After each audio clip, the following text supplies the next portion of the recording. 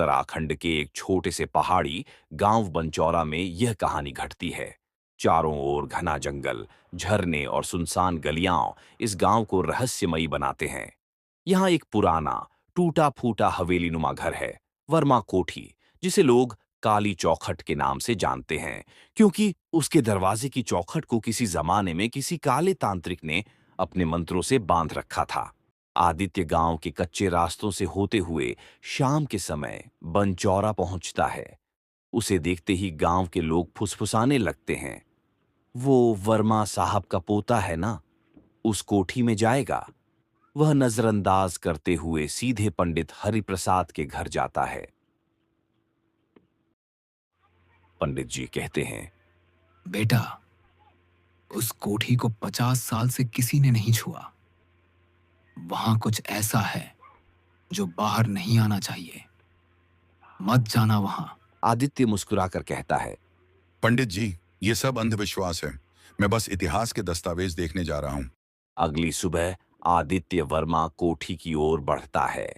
उसके साथ मीरा भी जाती है, क्योंकि उसे गांव का भूगोल और इतिहास दोनों पता है। हवेली जर्जर हो चुकी होती है, दीवारें टूटी, खिड़कियां जाले से ढकीं और दरवाजे की काली चौखट अब भी चमक रही। मीरा फुसफुसाती है, कहते हैं इस चौखट के अंदर जो गया वो बदल गया। आदित्य दरवाजा खोलता है। अंदर घुप अंधेरा। दीवारों पर पुराने पेंटिंग्स, फर्श पर खून जैसे धब्बे। वह एक कमरा खोलता है जहां पुराने दस्तावेज और किताबें रखी होती हैं। वहीं उसे एक पुरानी डायरी मिलती है। शिवनाथ वर्मा नाम लिखा होता है, उसके दादा का नाम। रात को वापस लौटने पर आदित्य उस डायरी को पढ़ता है। मार्च से 22 अक्टूबर 1975 मैंने तांत्रिक राघव से मदद ली। उसने कहा, काली चौखट आत्मा को कैद करेगी, पर अगर कभी चौखट का धागा टूट गया तो सब खत्म हो जाएगा। अगले ही पन्ने पर खून के छींटे होते हैं और शब्द अधूरे रह जाते हैं। उस रात आदित्य को अजीब सपने आते हैं। एक काली छाया उसे पुकारती है, मुझे बाहर निकालो। मीरा भी बताती है कि हवेली के आसपास अजीब सी ठंडक महसूस हुई और उसकी बकरी सुबह मरी हुई पाई गई। पंडित जी कहते हैं, अब देर मत करो बेटा, चौखट का धागा पुराना है, अगर टूट गया तो वो बाहर आ जाएगी। तीसरी रात तेज आंधी चलती है, बिजली चमकती है। अचानक हवेली से एक जोरदार चीख निकलती है।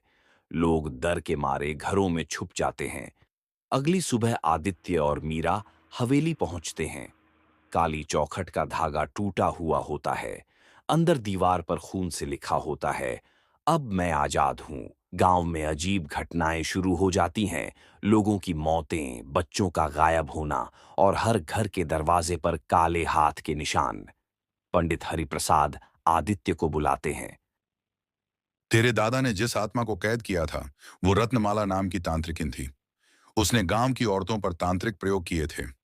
गांव वालों ने उसे जला दिया था, लेकिन उसकी आत्मा को काली चौखट में बांध दिया गया था। अब एक ही उपाय है, चौखट को फिर से मंत्रों से बंद करना और आत्मा को वापस उसी कमरे में कैद करना। मीरा, आदित्य और पंडित जी हवेली जाते हैं। आत्मा अब पूरी शक्ति में होती है। हवेली की दीवारें हिलने लगती हैं, हवा में आग जैसी गर्मी और काले धुएं में एक भयानक चेहरा।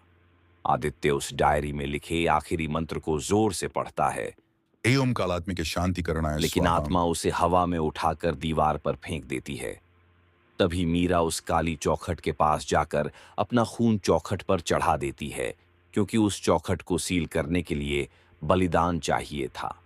मंत्र पूरा होते ही आत्मा की चीख हवेली को चीर देती है और सब कुछ शांत हो जाता है। हवेली फिर से बंद हो जाती है।